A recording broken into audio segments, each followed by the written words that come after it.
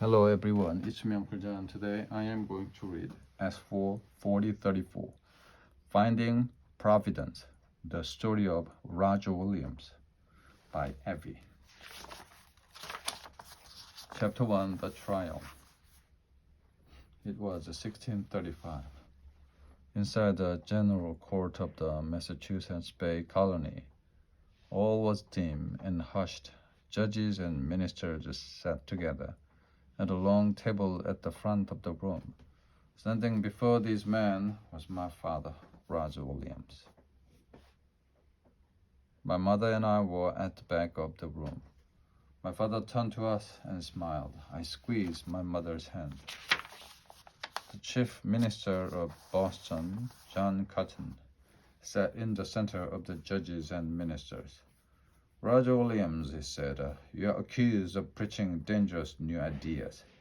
Will you tell the court whether or not you truly believe these things? Everyone leaned forward. I'm no fear of speaking my mind, said my father. Roger Williams, John Cotton said, do you believe that people should be required to join the church? No, said my father. Not if it's against their wishes. There was a gasp from the spectators in the court. Silence, cried John Cotton. Is it true, said John Cotton, that you believe that church and government should be separate in all things? Yes, it is wrong for government and church leaders to sit together and tell people how to think and act, said my father. How dare he, a man cried. What kind of Christian is he? Be quiet, John Cotton ordered. The soldiers thumped their pikes. The courtroom became still. And do you believe, said John Cotton, that we Europeans have no right to take the Indians' land? Impossible, called out one of the spectators. What say you to this last charge? Roger Williams asked John Cotton. My father spoke carefully.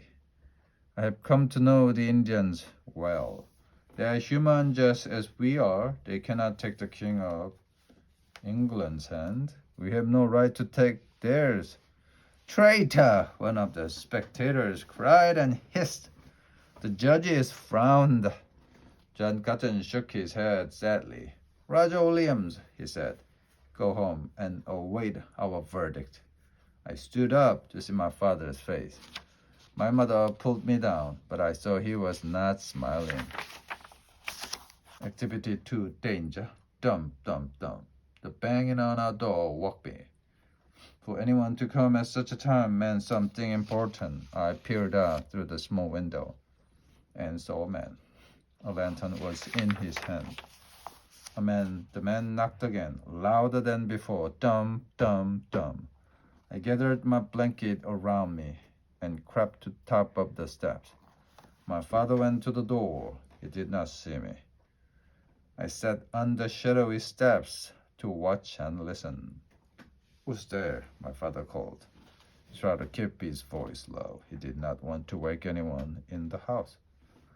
But my mother had already gotten up.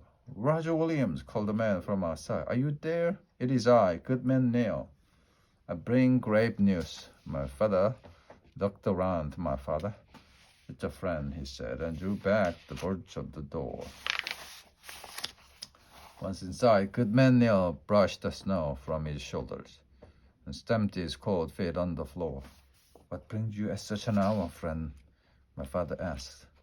It is what we fear, said Goodman. He kept his voice low. They are coming to send you away. Who is coming? John Cotton and the others, Goodman Neil said. You've been judged guilty. You are to be sent back to England. England? My mother cried. In England, the king will put Roger in prison, my mother said, or even hang him for his preaching. Good wife Williams, our own leaders, would do the same. I only want every person to think for himself, my father said. Even so, sir, Goodman Neil said, John Cotton is chief minister, and his friends will not allow you to preach your ideas here. Good man Neil, my mother said. Do you know when they are coming? I fear you will see them before dawn. They are sending Captain Gilmore, but he's supposed to sail to England tomorrow, said my father. Exactly. The captain will have soldiers with him to force you onto his ship. They plan to sail by the morning's tide. You can't go to other towns, Roger, my mother said. You must leave Massachusetts. Your enemies are everywhere. It is just so, Mr. Williams agreed, Goodman Neil. It is that or a winter's voyage to an unfriendly England.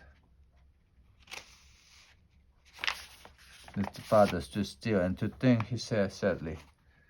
Just a few years ago, we came to New England to gain on religious liberty. He turned to Goodman Neil. Held out his hand. I thank you for your kindness, sir. Nay, sir, do not thank me. I don't always agree with all you say, but it's cruel to punish a man for his thoughts. I wish you Godspeed. With a nod to my mother. Goodman Neil hurried away. When he had gone, my mother said, Will you go, Roger? I must, he said. But where? I cried out from the step.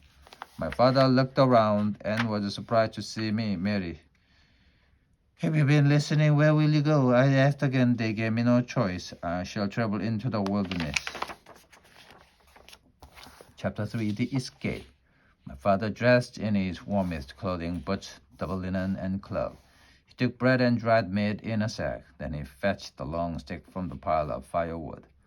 What is that stick for? Are you going to fight the bear? No, it'll help you get through the snow. But what about the Indians? Aren't you scared of them? Remember, Mary, that I know the Narragansett Indians' language and their ways? We are friends. When my father was ready to go, he hugged me, my baby brother, and my mother began to cry. My father wiped the tears from my face. Put your face in God. He will care. The care, Mary, is what we call God's providence. I shall surely find it. I watched him from a little window as long as I could. Soon he was lost in the snowy white darkness.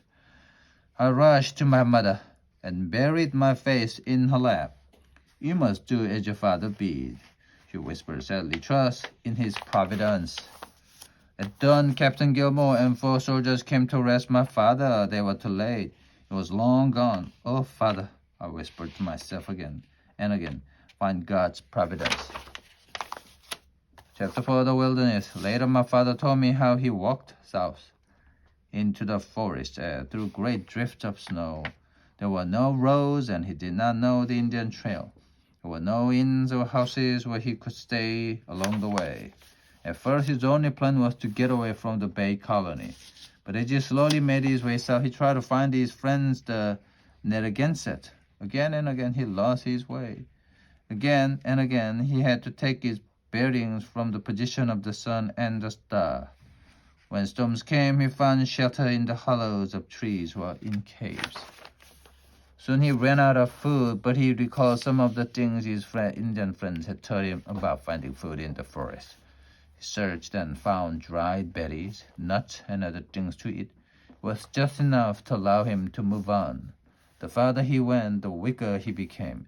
As he continued to walk south, he prayed long and hard for strength. One night, as he fell asleep in the hollow of a tree, he wondered if he would ever see a living person again. Chapter 5, Finding Providence. It was dawn when a touch woke my father. Startled, he looked out from the tree trunk. Standing before him was a Narragansett hunter. I'm Roger Williams, my father said in the Narragansett language. I'm lost and have no food. Please help me. The hunter smiled. Roger Williams, we know you for a friend. Follow me and I will lead you to our village. Narragansett welcomed my father and invited him to live with them. He did so for 14 weeks. While he was there, he and the leaders of the Narragansett spent many hours talking about religion and government. You and your family may live among us, I told him. You have learned our language and begun to know us. We trust you to live in peace. Indians offered my father a place outside the Bay Colony at the head of a beautiful Narragansett Bay. It had a rich spring of sweet water. My father was overjoyed. He decided to build a new home for us right there, since it was not safe for him to go back to Boston. An Indian friend carried the message to us. I saw the Indian come to our house. He greeted me with a smile and handed me a letter. I could see it was written in my father's hand. I ran to my mother. She read the letter out loud. Come with my friend and join me. My father had written, we have been given a new place to live. We can be free here. We packed hastily and made our way south. In time, other family joined us to form a new settlement. As my father and I stood on the bluff overlooking the bay and the tiny settlement, I felt proud of him. Father, I said, don't you think we should give the village a name? We should, he agreed. What do you think it should be called? I thought for a moment, then I said, call it Providence, because of God's providence to you in your distress. Oh, good names. Providence it shall be, and may it continue to be the freest place on earth.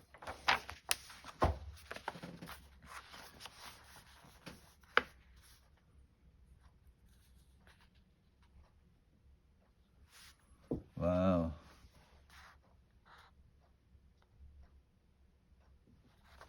Thank the Lord. The fight for freedom.